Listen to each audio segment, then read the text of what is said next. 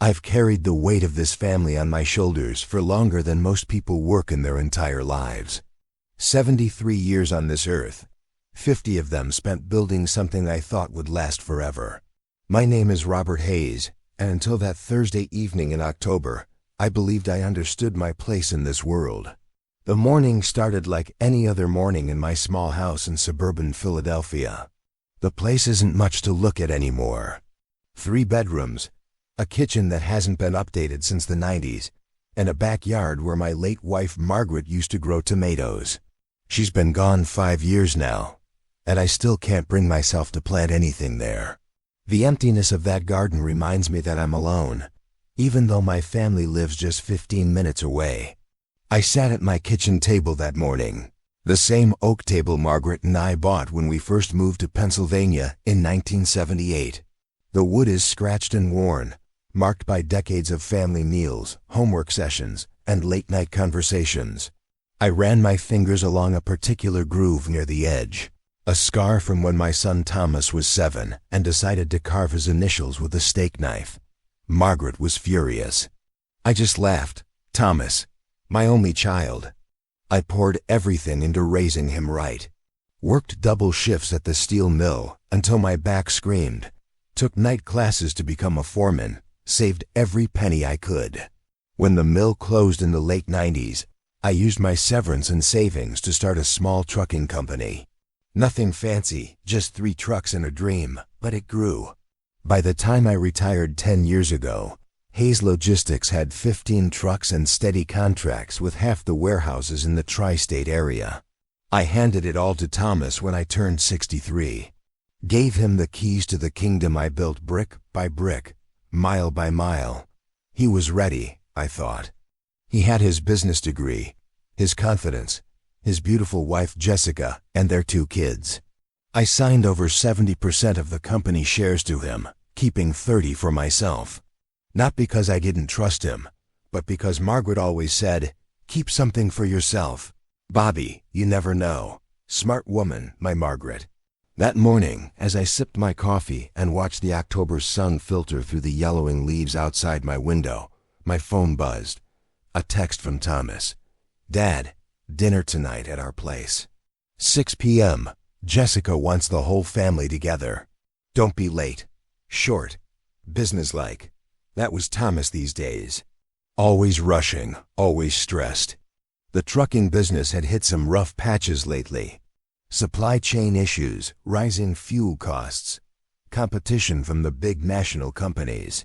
I'd offered advice a few times, tried to share lessons from my 40 years in the industry, but Thomas had a way of nodding politely and then doing exactly what he wanted. "I've got this, Dad," he'd say. "Times have changed. It's all about technology and efficiency now." Maybe he was right. Maybe an old man like me couldn't understand the modern world of logistics software and GPS tracking and electronic logging devices. But I understood people. I understood hard work. And I understood that some principles never change, no matter how fancy the technology gets. I dressed carefully for dinner. My best slacks, the navy blue ones Margaret bought me for our 50th anniversary. A clean white shirt, pressed. A sweater vest because the evenings were getting chilly. I looked at myself in the mirror, saw an old man staring back. My hair, once thick and black, was now a thin crown of white. My face was weathered, lined with years of sun and worry. My hands, still strong but spotted with age, trembled slightly as I adjusted my collar. "You're still here, Bobby," I said to my reflection. Still standing. The drive to Thomas's house took me through neighborhoods I'd watched transform over the decades. The old Italian bakery where I used to buy Margaret's favorite cannoli was now a vegan cafe. The hardware store where I bought my first tools had become a boutique selling something called sustainable fashion. Everything changes. Everyone moves on. Thomas lived in one of the newer developments on the edge of the suburb, where cookie-cutter McMansions sprawled across former farmland. His house was impressive, I'll give him that. 4,000 square feet, 4 bedrooms, 3 bathrooms, a 2-car garage. The mortgage payments had to be crushing, but Jessica loved it. She loved the appearance of success. I parked my old Honda Civic next to Thomas's BMW and Jessica's Mercedes SUV. The contrast wasn't lost on me. I bought my car used 10 years ago and maintained it myself. It still ran fine. But Jessica had made comments before about how it didn't look good, parked in their driveway when they had guests. I rang the doorbell even though Thomas had told me a dozen times to just come in. It felt presumptuous to walk into someone else's home uninvited, even if that someone was my son. Jessica answered the door. She was 42, impeccably dressed as always, her blonde hair styled in that casual but expensive way that actually takes hours. She wore a cream-colored sweater that probably cost more than my monthly grocery budget and jeans that were artfully torn in places. Designer poverty, Margaret would have called it. "Robert," she said with a smile that didn't reach her eyes. "You're early." I checked my watch. It was 5:58. Traffic was light. She stepped aside to let me in, and I caught the faintest hint of her perfume, something floral and cloying. The house smelled of it constantly, mixed with the scent of whatever essential oil she was burning in her diffusers this week. The interior of the house was exactly as I remembered from my last visit 2 months ago. Spotless, sterile, every surface gleamed. The furniture looked uncomfortable, all sharp angles and modern design. Photographs lined the walls, all professionally taken, all showing the perfect family. Thomas and Jessica and their kids, 12-year-old Emily and 9-year-old Marcus. Everyone smiling, everyone positioned just so. There were no photographs of me, no pictures of Margaret. We'd been erased from their carefully curated aesthetic. "Thomas is in his office finishing up some work," Jessica said, leading me toward the dining room. "He'll be down soon. The kids are upstairs doing homework. Can I get you something to drink? Water? Wine?" "Water would be fine," I said. She disappeared into the kitchen, leaving me standing in the dining room. The table was already set for 5, with place settings that looked like they belonged in a restaurant. Cloth napkins folded into fancy shapes. Wine glasses catching the light from the chandelier above. In the center of the table sat an elaborate floral arrangement that must have cost $100. I took my usual seat at the far end of the table, the one they always gave me when I visited. Not at the head of the table. That was Thomas's spot, not next to Jessica. That would be too familiar. Just there, at the end, where I could be present, but not really part of things. Jessica returned with my water in a crystal glass and set it in front of me without a word before disappearing again. I could hear her in the kitchen, giving orders to what I assumed was a caterer. Jessica didn't cook. She curated dining experiences. I sat there in silence, listening to the sounds of the house. The hum of expensive appliances, the distant murmur of voices from upstairs, the click of Jessica's heels on hardwood floors. Everything orchestrated, everything controlled. Thomas appeared 20 minutes later, his tie loosened, his face tight with stress. He barely glanced at me as he crossed to the bar and poured himself 3 fingers of scotch. "Long day?" I asked. "Every day is long, Dad," he said, not turning around. "You wouldn't understand. The business, it's not what it used to be. I ran that business for 25 years, I said quietly. "I might understand more than you think." He turned then, and I saw something flash in his eyes. Irritation? Resentment? "You ran it in a different era. Everything's changed. The margins are razor thin now. The competition is brutal. I'm doing everything I can just to keep us afloat. If you need help, I don't need help. Dad, I need people to trust that I know what I'm doing." The rebuke stung, even delivered in his measured tone. I took a sip of water and said nothing else. What could I say? That I'd noticed the company's revenues dropping? That I still received quarterly reports as a minority shareholder? That I could see the warning signs he was apparently blind to? Jessica called everyone to dinner 15 minutes later.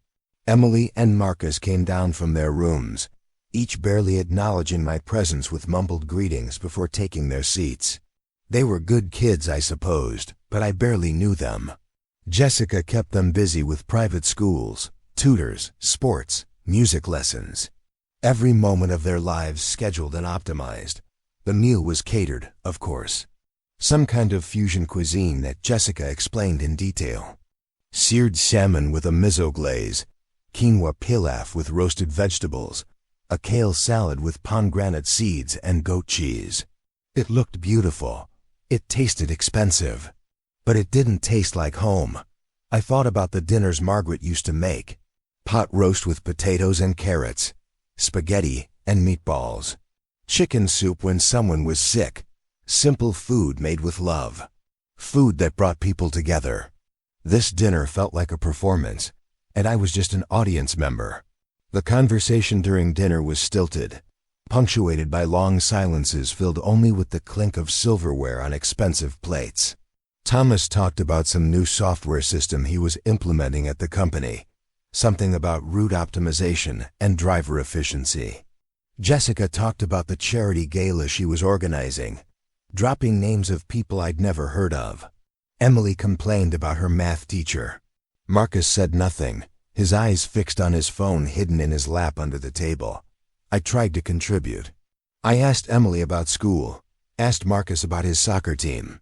My questions were met with brief, disinterested answers. It was like talking to strangers. Maybe that's what we were becoming. When the main course was finished and Jessica began clearing plates with mechanical efficiency, I decided to try something different. You know, I said, addressing the table, this time of year always reminds me of when your dad was young, Thomas. Remember the camping trips we used to take in the Poconos? Thomas looked up from his scotch, his expression unreadable. That was a long time ago, Dad. October was always the best time, I continued, warming to the memory. The leaves changing, the air getting crisp. We'd pack up the old station wagon and drive up to that campground by Lake Wallenpaupack. Your mother would make sandwiches for the road. You'd bring your fishing pole, even though you never caught anything. I caught a bass once, Thomas said quietly, and for just a moment, I saw a flicker of something in his eyes. Recognition, connection. You did, I smiled, leaning forward. You were so proud. Made us take a dozen photos with that fish before we threw it back. Your mom framed one of those pictures. It's still hanging in my bedroom. Jessica returned from the kitchen carrying a tray with dessert. Individual portions of something she called deconstructed tiramisu. She set them down with practiced precision, her smile fixed and hollow. That sounds lovely, Robert, she said in a tone that suggested it was anything but we're trying to teach the children to focus on the present and the future, not dwell on the past. The dismissal was clear, but I pressed on anyway.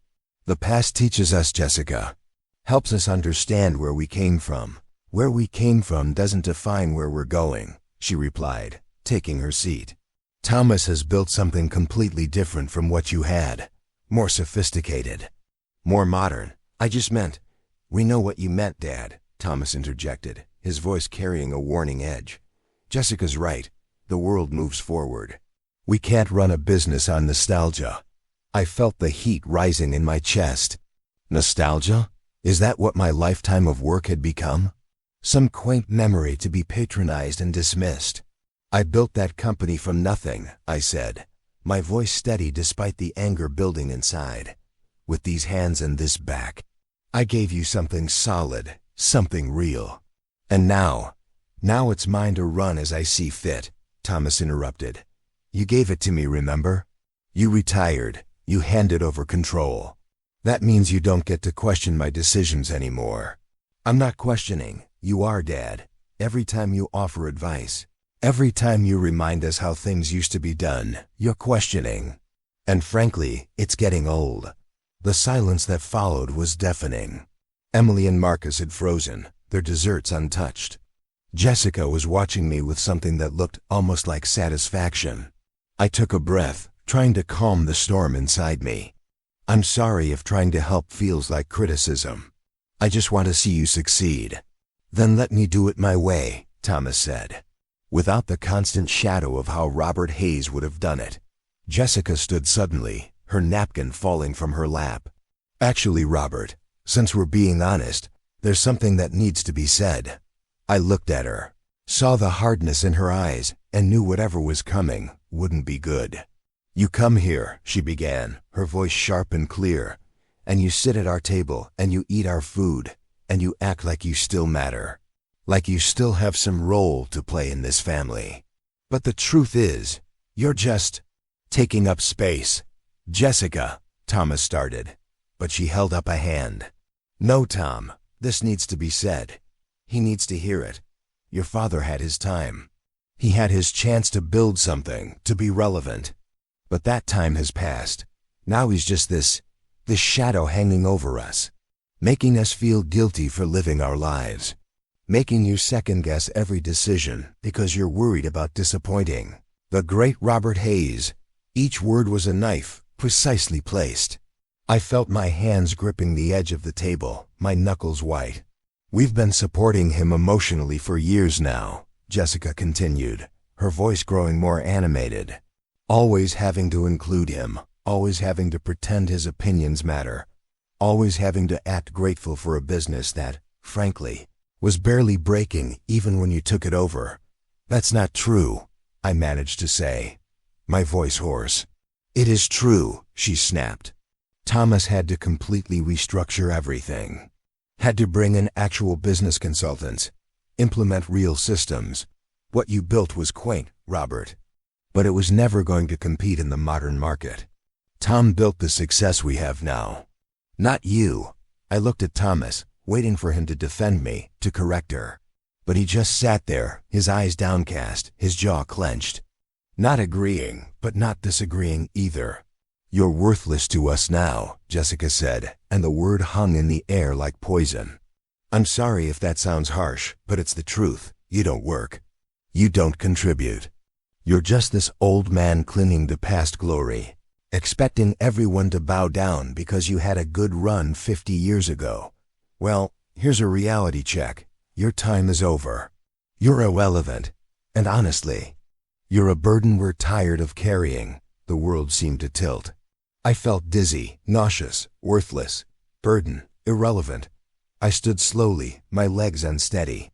Thomas still wouldn't meet my eyes. Emily was crying silently. Marcus looked terrified. "I see," I said quietly. "Thank you for your honesty, Jessica." She opened her mouth to say something else, but I held up my hand. "No, you've said enough. More than enough." I walked to the front door on autopilot, my vision blurred. Behind me, I could hear Thomas's voice, sharp and angry, arguing with Jessica. But the words were just noise.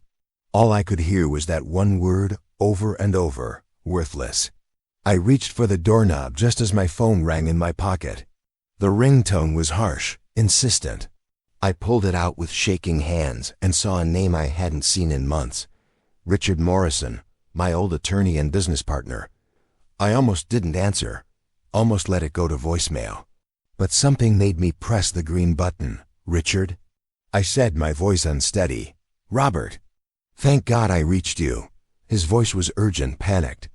"I've been trying to get Thomas all day, but he's not answering. I need to talk to you right now. It's about the company. About those shares you transferred to Thomas 10 years ago." Behind me, I heard Thomas coming down the hall, his voice calling my name, but I was focused on Richard's words. "What about them?" "There's a problem, Robert. A big problem. I need you to come to my office first thing tomorrow morning. And Robert? Don't tell Thomas yet. Not until we talk." The line went dead. I turned and saw Thomas standing in the hallway, Jessica behind him, her arms crossed. They both looked at me expectantly, as if waiting for me to apologize, to beg forgiveness for existing. Instead, I opened the door and walked out into the October night, leaving them standing there in their perfect house with their perfect lives. Worthless, she'd called me. We'd see about that. I didn't sleep that night. Couldn't. I lay in bed staring at the ceiling, watching shadows move across the plaster as car headlights swept past outside. Jessica's words played on an endless loop in my mind. Worthless, burden, irrelevant. But threaded through the hurt and anger was something else. Richard's phone call. The urgency in his voice. The warning not to tell Thomas. At 5 in the morning, I gave up on sleep and made coffee. My hands were steadier now, the shock of the previous night settling into something harder, colder. I sat at my kitchen table and watched the sun rise over Philadelphia, painting the sky in shades of orange and pink that Margaret would have loved. My phone buzzed around 7. A text from Thomas. "Dad, we need to talk about last night. Jessica was out of line. Can we meet for breakfast?"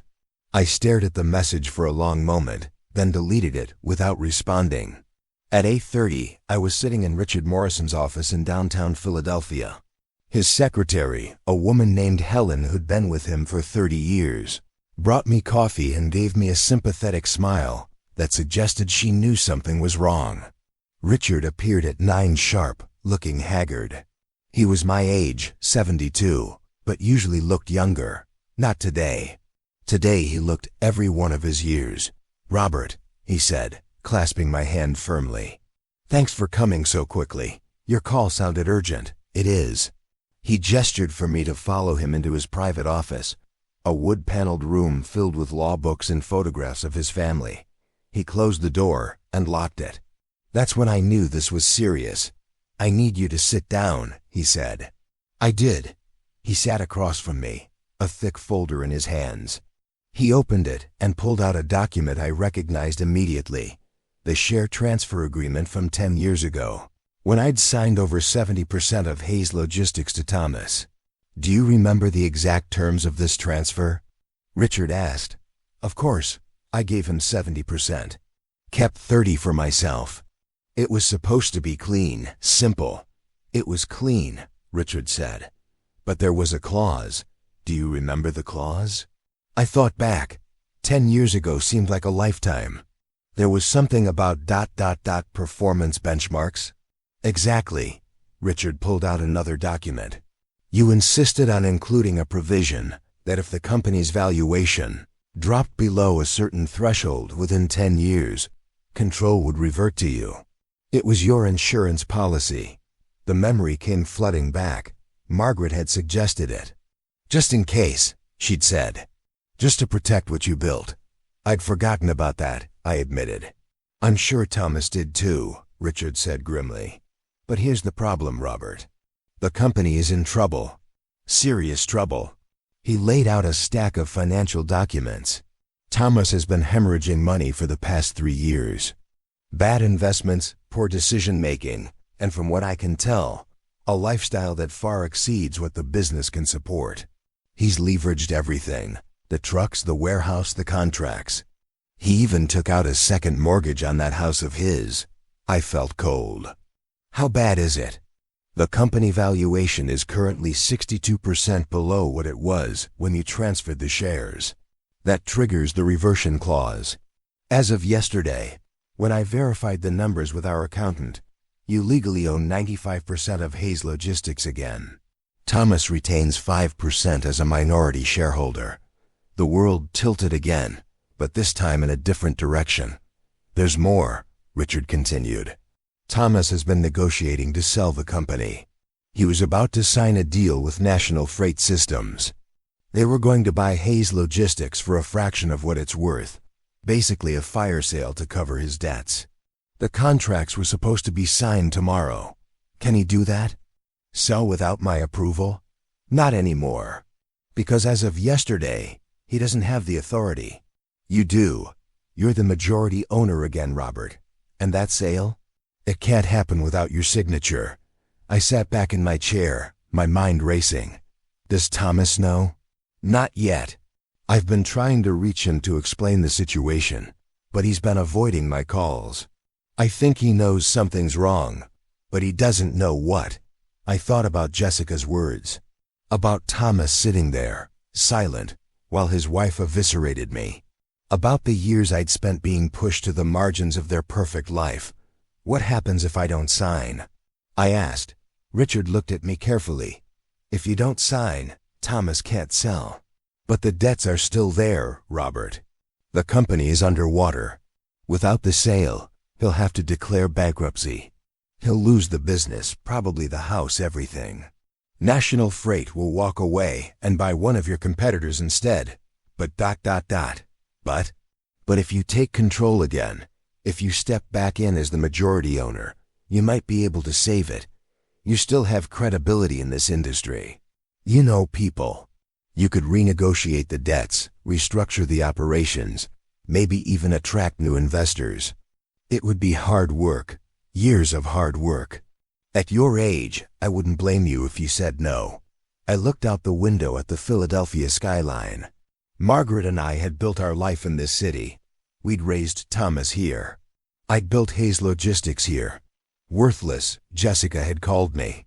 I need to think about this, I said finally. You have until 5 p.m. today, Richard said. That's when I have to file the paperwork officially recognizing the ownership transfer. After that, Thomas will be notified. And Robert? Whatever you decide, I'm with you. But you need to understand, if you take this on, you'll be fighting to save a company that your son nearly destroyed, and he might hate you for it. Or maybe, just maybe, I'll be saving him from himself. I left Richard's office with the folder of documents under my arm and walked through downtown Philadelphia in a daze. My phone was ringing constantly. Thomas, over and over. I let it go to voicemail. Finally, around noon, I listened to one of his messages. Dad, I don't know what's going on, but Richard Morrison called the house. He said something about the company ownership. He won't explain over the phone. Said I need to come to his office. Dad, what is this? Please call me back. There was panic in his voice. Desperation. I thought about calling him back, explaining, maybe even offering comfort. But then I thought about sitting at the end of that table while Jessica tore me apart, and he said nothing. I went home instead and sat at my kitchen table, Margaret's picture on the wall above me. She was smiling in that photo, holding a fish I'd caught on one of our rare vacations, happy, proud. What do I do, Margaret? I asked the empty room. They called me worthless. But if I walk away, I'm proving them right. If I step back in, I'm the bitter old man who won't let go. The answer, I realized, wasn't about them. It wasn't about Jessica's cruelty or Thomas's silence or proving anything to anyone. It was about what I'd built. Hayes Logistics wasn't just a company. It was my legacy.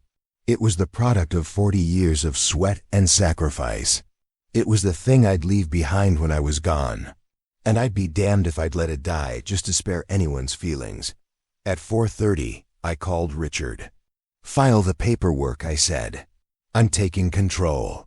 Are you sure? I've never been more sure of anything in my life. Set up a meeting with Thomas. Tomorrow morning. 9 a.m. at the office. I want him there when I walk in as the owner of Hayes Logistics. Robert, this is going to devastate him. Good, I said, and meant it. Maybe devastation is exactly what he needs. At 5:15, my phone exploded with calls and texts.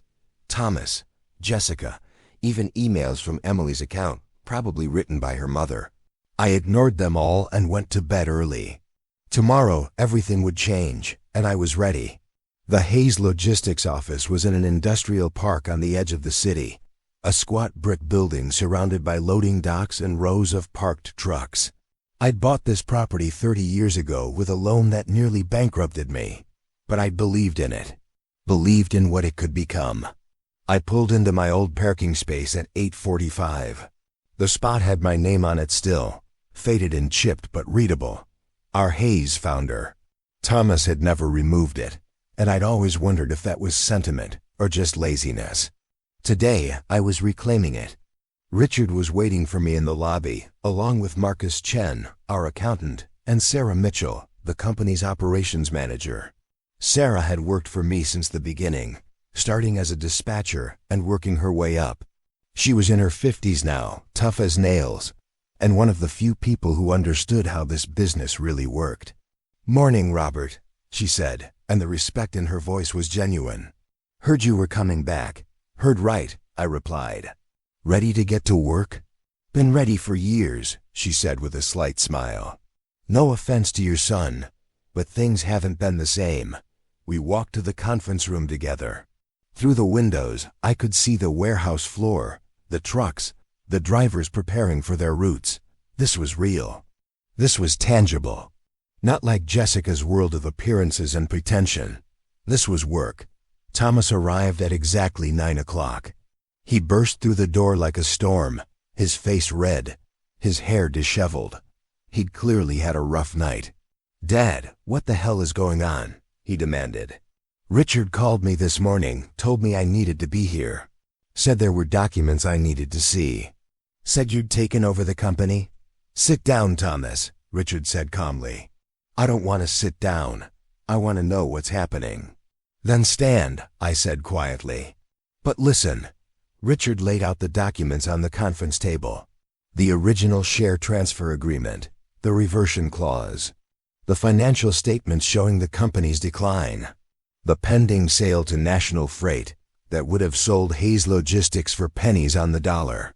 Thomas stood frozen as Richard explained, point by point, how he'd violated the terms of the transfer, how the company's valuation had dropped below the threshold, how control had reverted to me.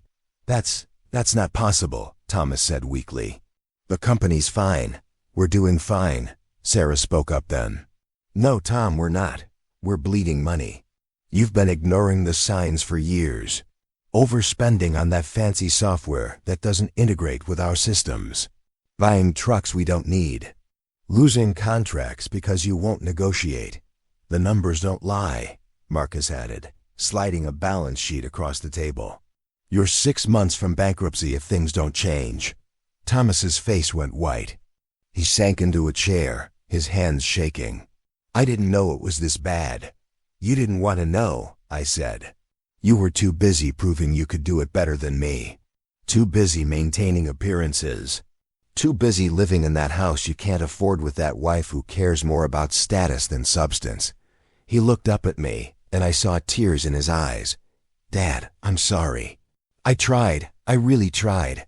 "I know you did," I said, and my anger softened slightly. "But trying isn't enough. Not in business. Not in life. So what happens now?" he asked. "You're taking it all back? You're pushing me out?" I looked at Richard, then at Sarah and Marcus, then back at my son. "What happens now depends on you," I said. "I own this company again, yes, but I'm 73 years old, Thomas. I don't want to run it forever. Hell, I don't want to run it at all. I wanted to be retired, spending time with my grandchildren, living my life. Then why? Because you gave me no choice. You were about to sell everything I built for a fraction of what it's worth. You were about to destroy 40 years of work because you were too proud to admit you needed help." I leaned forward, my hands flat on the table. "Here's the deal. I'm taking over as CEO effective immediately. You're going to step back and work as operations manager under Sarah. You're going to learn this business from the ground up, the way you should have learned it 10 years ago.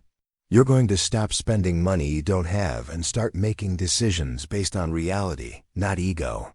And if I don't agree, then you can walk away with your 5% share and watch as I rebuild this company without you. Your choice." The silence in the room was absolute. Thomas looked at me, really looked at me, maybe for the first time in years. "I messed up," he said finally. "I thought I knew better, thought I could do it differently, but I was wrong. I've been wrong about a lot of things." "Yes, you have," I said. "But being wrong isn't fatal. Refusing to admit it is." He took a shaky breath. "What do you need from me?" "Humility," I said. "Hard work, honesty, and for the love of God, Thomas, stand up to that wife of yours before she destroys what's left of your integrity." He flinched at that, but didn't argue. We spent the next 3 hours going through the company's finances, line by line. It was worse than I'd thought. Thomas had made commitments he couldn't keep, signed contracts that were hemorrhaging money, invested in technology that didn't work. But it wasn't unfixable, not yet. At noon, Sarah ordered pizza, and we ate while planning. I made calls to old contacts, people I'd worked with for decades. Within an hour, I had commitments for 3 new contracts that would bring in steady revenue. "How did you do that so fast?" Thomas asked, amazed. "Relationships," I said. "Something you can't buy with fancy software or aggressive sales tactics. These people trust me. They know I'll deliver what I promise." By 3 o'clock, we had the outline of a plan. Restructure the debt. Sell off the excess trucks. Focus on the reliable contracts. Cut the overhead. It would take a year, maybe two, but we could save the company. I need to get home, Thomas said finally, exhausted. Jessica's been calling nonstop. I haven't answered. You need to talk to her, I said. Tell her what's happening. Tell her the lifestyle changes that are coming. That house, Thomas. You can't afford it. He nodded miserably. I know. I've known for a while. But she ... She loves that house. She loves what it represents, I corrected. But it's not real. None of what she's built is real. It's all performance. And performances end. He left looking like a man heading to his execution. Richard stayed behind. You were tough on him. He needed tough, I said. He's been coddled his whole life. Margaret always said I was too soft on him. Maybe she was right. You gave him a chance, though. You could have kicked him out completely. He's my son, I said simply. Even after everything, he's still my son. I drove home as the sun was setting, painting the sky in those same oranges and pinks. I was exhausted but felt something I hadn't felt in years. Purpose, usefulness, worthless, Jessica had called me. I just saved her husband's company, possibly her marriage, certainly her lifestyle. And she didn't even know it yet. I was sitting at my kitchen table, eating leftover soup, when my doorbell rang. It was nearly 8 o'clock. I wasn't expecting anyone. I opened the door to find Thomas, Jessica, Emily, and Marcus standing on my porch. Jessica's face was blotchy from crying. Emily looked confused. Marcus looked scared. Dad, Thomas said, his voice hoarse. Can we come in? I stepped aside and let them enter. They filed into my small living room, looking out of place among my old furniture and faded photographs. Jessica was the first to speak. She stood in front of me, her perfect composure completely shattered. I didn't know, she said, her voice breaking. Thomas told me everything. About the company, the debt, the clause in the contract. I didn't know it was that bad. I didn't know we were about to lose everything. I said nothing, just watched her. I'm sorry, she continued, and tears were streaming down her face now. What I said last night, it was cruel. It was wrong. You're not worthless. You've never been worthless. You've been supporting us this whole time, and I've been blind to it. You've been worse than blind, I said quietly. You've been deliberately cruel. I know. She dropped to her knees then, actually dropped to her knees on my living room floor. Please forgive me. Please help us. I know I don't deserve it, but please. Thomas knelt beside her. Dad, I should have defended you last night. I should have stopped her. I've been a coward and a fool. But I'm begging you, help us save this. Not for me, for Emily and Marcus. They don't deserve to suffer for my mistakes. I looked at my grandchildren. Emily was crying now too. Marcus was trying to be brave but failing. Please, Grandpa, Emily whispered. I'm scared, and there it was. The moment where I could have been vindictive. Where I could have made them grovel. Where I could have let them suffer the consequences of their contempt. But I looked at those kids and saw my son at that age. Saw Margaret in their faces. Saw the family I'd spent my whole life building and protecting. Get up, I said, not unkindly, both of you. Get off my floor. They stood, Jessica still crying, Thomas looking shattered. I'm already helping, I told them. I spent all day fixing your mess, Thomas. I've got a plan to save the company, but it's going to require sacrifices. That house has to go, the cars too. The lifestyle you've been living, it's over. We'll do whatever it takes, Thomas said. Will you? I looked at Jessica. Will you really? Can you give up the status and the appearances and the need to be seen as successful? She nodded, unable to speak. Time will tell, I said. But here's what I want in return. Respect. Not just for me, but for what I built. Honesty. No more hiding problems because you're too proud to ask for help. And most importantly, I want time with my grandchildren, real time. Not these awkward dinners where I'm treated like an obligation. Yes, Jessica said immediately. Anything, everything. I looked at Thomas. And you, I want you to actually learn this business. Not just manage it, but understand it. Every aspect. Can you do that? I'll do whatever you teach me, he said. I promise, Dad. I let the moment hang there, watching them. They were broken, humbled, desperate.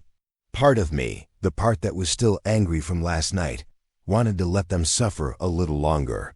But Margaret's voice echoed in my mind, as clear as if she were standing beside me. Don't let pride destroy what we built. Bobby, family is everything. All right, I said finally. We'll do this together. But on my terms, understood? They both nodded, relief washing over their faces. Thank you, Jessica whispered. Thank you so much. The kids hugged me then, and I felt something crack inside my chest. Not breaking, but opening. Letting warmth back in where there had been only cold anger. They left shortly after, promising to come by for dinner on Sunday. Real dinner, Jessica said.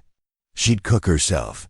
I stood in my doorway and watched them drive away in their expensive cars that would soon be gone, heading back to their expensive house that would soon be sold, leaving behind their expensive life that was never sustainable.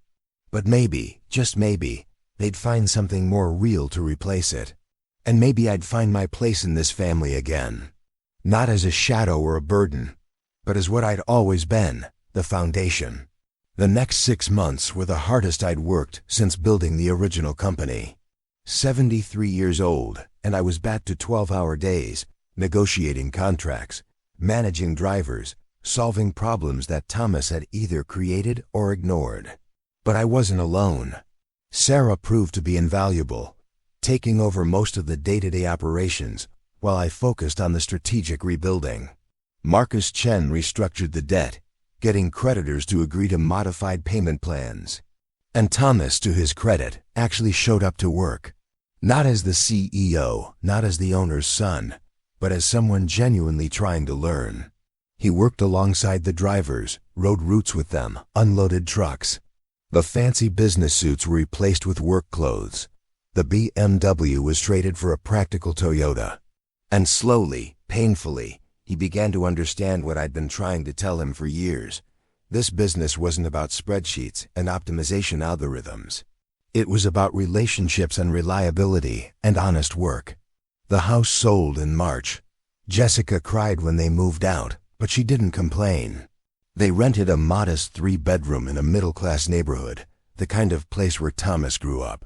Emily and Marcus adjusted better than anyone expected. Turned out kids are resilient when given the chance. Jessica, surprisingly, changed the most. Without the need to maintain her perfect image, something softened in her. She got a job as an office manager at a dental practice, started cooking actual meals, stopped buying things they didn't need. And one Sunday evening, when she came over for our weekly family dinner, she brought a photo album she'd found in storage. I never looked at these before, she admitted, sitting beside me on my couch. But I wanted to understand, to see what you built, who you were before I came into the picture. We went through the photos together. Me and Margaret in front of the first truck we bought.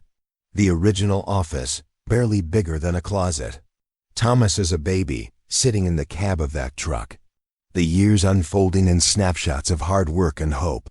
I'm sorry I didn't see it, Jessica said quietly. I was so focused on creating something I thought was impressive that I missed what was actually impressive. You were young, I said. You didn't know any better. I'm 34, she laughed. Not that young. Old enough to have known better. Well, I said, closing the album. You know better now. That's what counts. By June, the company was stable again. Not thriving yet, but stable. We'd cut our debt by 40%, secured 5 new long-term contracts, and were operating with consistent profit margins. Small, but consistent. Thomas came to me on a hot afternoon in July, when the warehouse was stifling despite the industrial fans running at full blast. I need to talk to you, he said. We went to the old office, my office, the one I refused to change. Same metal desk, same filing cabinets, same photograph of Margaret on the wall. I've been thinking, Thomas began, sitting across from me. About the company. About the future. Here it comes, I thought. He wants back in. Wants control again. I don't want to be CEO, he said, surprising me. I mean, not now. Maybe not ever. I've realized something these past months. I don't have your gift for this. The relationships, the instinct, knowing when to push and when to wait. You've got something I don't think I'll ever have. You could learn it, I said. Given time, maybe, but Dad, here's what I do have. I understand the technology side. The logistics software, the tracking systems, the data analysis. Sarah and I have been working on integrating the systems you dismissed, and we've actually made them work. We've reduced fuel costs by 18% just through better route planning. I leaned back in my chair, interested despite myself. What I'm proposing, Thomas continued, is a partnership. Real partnership. You handle the client relationships and the strategic vision. I handle the operations and technology. Sarah manages the day-to-day. We make decisions together, not separately. We build something that combines what you did right with what the modern world needs. And when I'm gone? I asked bluntly. When I'm too old or too tired or too dead. He flinched at the word, but answered honestly. Then you've trained me properly. Not to be you, but to be someone who understands what you understood while also knowing how to compete in 2025 and beyond. Someone who respects the foundation while building the future on it. I studied my son. He'd lost weight with the hard work. His face was leaner, harder, aged by stress and reality. But his eyes were different now, clearer, more honest. Your mother would like this plan, I said finally. You think so? She always said you needed to find your own way. Not my way, not anyone else's, your way. Maybe this is it. So that's a yes?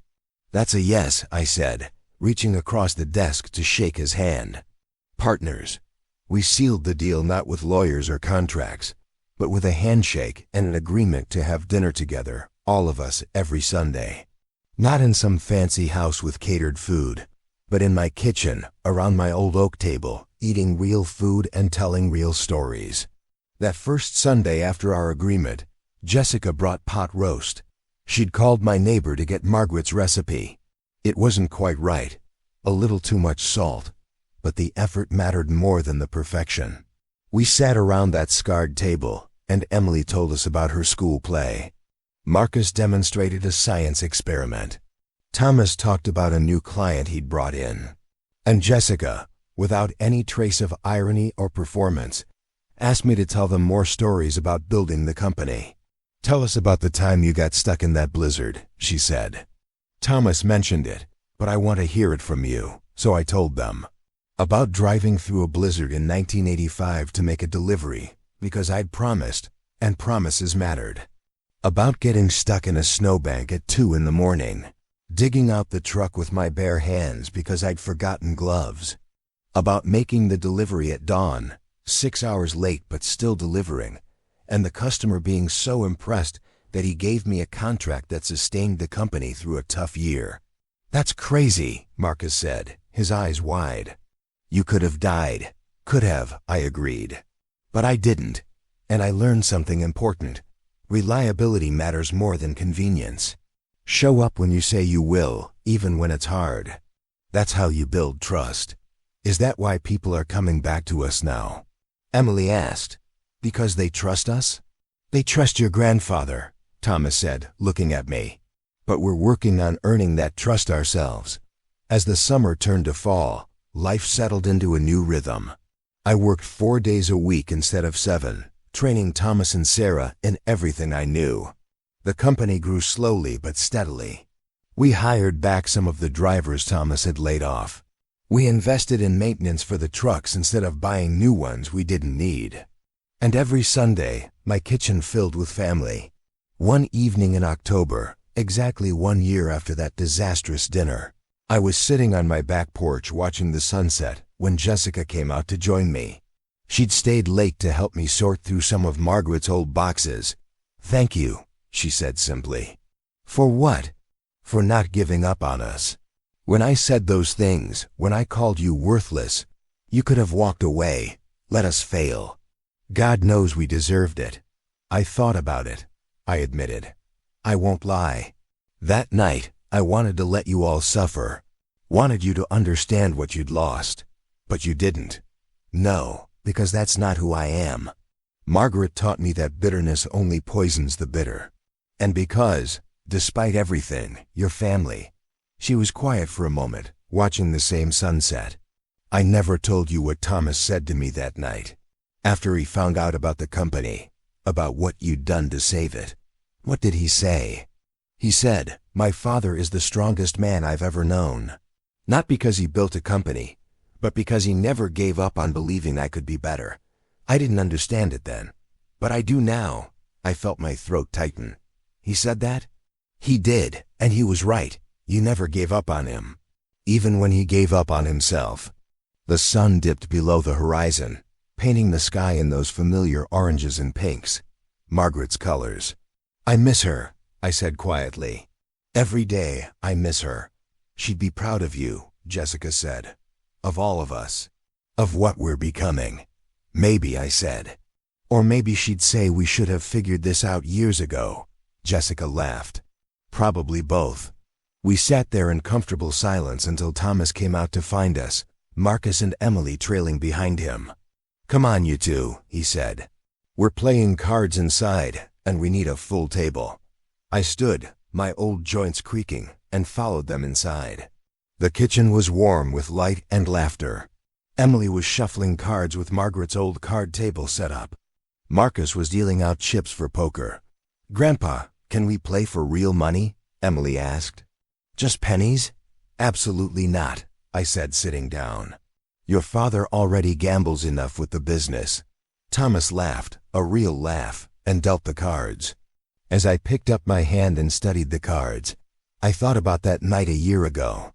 Sitting at that cold, perfect table in that cold, perfect house, being told I was worthless, being dismissed and diminished and erased. And then I looked around my kitchen, at my son, working hard and learning humility, at my daughter-in-law, discovering that real life was richer than the performance she'd been staging, at my grandchildren, finally getting to know their grandfather, at my old oak table, scarred and worn, but still standing, still solid, still the foundation everything else was built on. "Your bet, Dad," Thomas said. I looked at my cards. Not a great hand, but playable. And wasn't that life in a nutshell?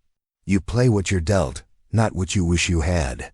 "I'm all in," I said, pushing my chips forward. Jessica raised an eyebrow. "Confident?" "Always," I replied. "That's the first rule of business. Believe in your hand, even when everyone else doubts." I didn't win that round, but I won the next one. And the one after that. And as the evening wore on, with jokes and laughter and the comfortable noise of family, I realized something. They'd called me worthless. They'd been wrong. But more than that, I discovered I wasn't just worth something to this family. I was essential. Not because of the money or the company or what I could give them, but because of what I represented: resilience, dedication, the belief that you don't give up on people you love, even when they've given up on you. That was worth more than any balance sheet could quantify. I looked up at Margaret's photograph on the wall, and I could swear she was smiling. "We did okay, didn't we?" I whispered too quietly for anyone else to hear. And in the warmth of that kitchen, surrounded by the family we'd built together, I knew the answer. We'd done more than okay. We'd done exactly what we were supposed to do. We'd built something that would last long after I was gone. Not just a company, but a family that finally understood what really mattered. And that was worth everything.